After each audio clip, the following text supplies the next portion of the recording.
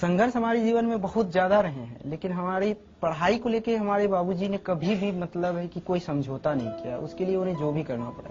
एक समय ऐसा था कि रहने के लिए घर नहीं था, तो फिर स्थिति ऐसी आई कि कैसे रहा जाए, मतलब कैसे क्या हो जाए। तो माँ लोग चली गई मामा घर, माँ और दोनों छोटी बहन। हम नहीं गए क्योंकि हमारी पढ़ाई थी।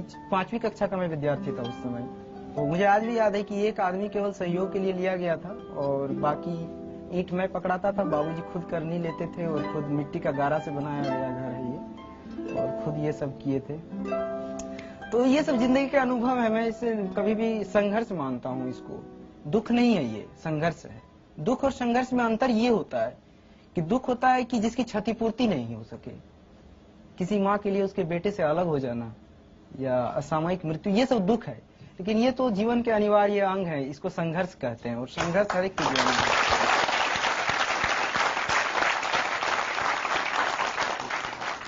पिता ने आपको पढ़ाने के लिए अपने खेत बेचे भी हैं? जी हाँ, हमारी 80% खेत बिक चुके हैं।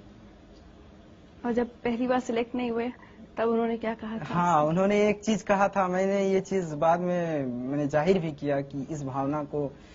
तो उन्होंने कहा था कि हम बोले कि बाबूजी पैसा कहाँ से आएगा, हम ट्यूशन पढ़ाएंगे मुखर्जी नगर में या यहाँ पर मिल जाते हैं यहाँ पर।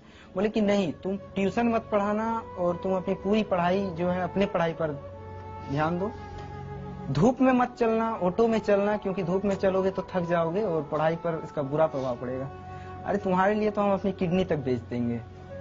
तो ये एक ऐसी बात थी जो मतलब है कि इस तरह की ये भावना इतनी महान है कि इस भावना के कारण हम कभी भी मतलब अपनी पढ़ाई, अपनी कमिटमेंट से पीछे नहीं हटे।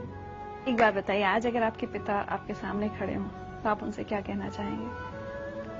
देखिए, मेरे बाबूजी तो अभी मेरे गांव में हैं और शायद अगर इस प्रोग्राम को वो देख रहे होंगे तो मैं उनसे यही कहूंगा कि मेरी सफलता से अलग आपके बेटे होने में मेरी सार्थकता है और बस इसी सार्थकता को जीवन भर महसूस करना चाहिए।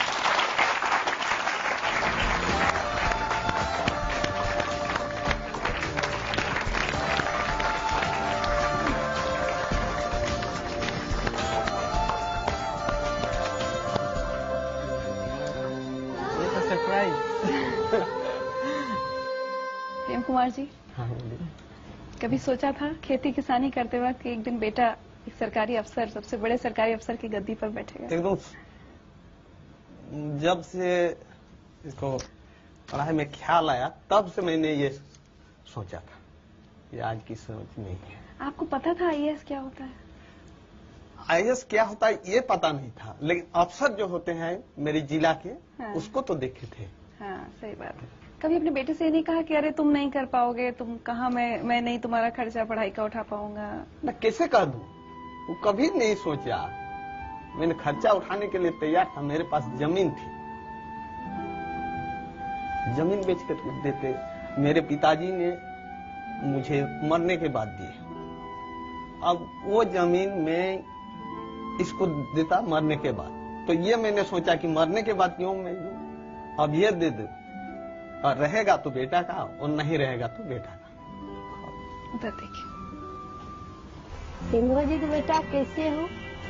आप खाने पाने के ध्यान दीजिए। आज तुम्हारे लिए गुड़ रोटी बनाई है। आज ट्रेनिंग में ज्यादा खाना पीना का ध्यान दीजिए। आज तुम्हारे लिए हम दुल्हन खज के रखे हैं, रिश्ता तय हुआ है। खाना आपको तैयारी गुड़ रोटी है।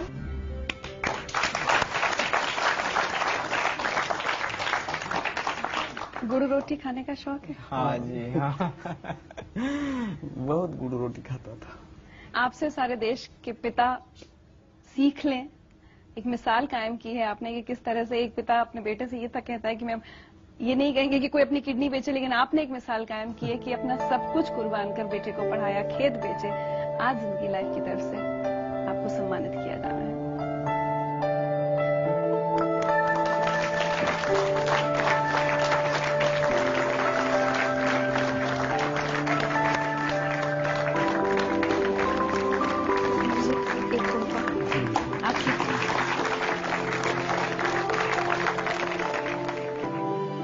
जैसे आईएएस बने ना तो ये बोला यार थानेदार की नौकरी छोड़ देंगे क्या? मतलब ये था थानेदार ही ना छोड़े, साथ में साथ ये भी रख लिया।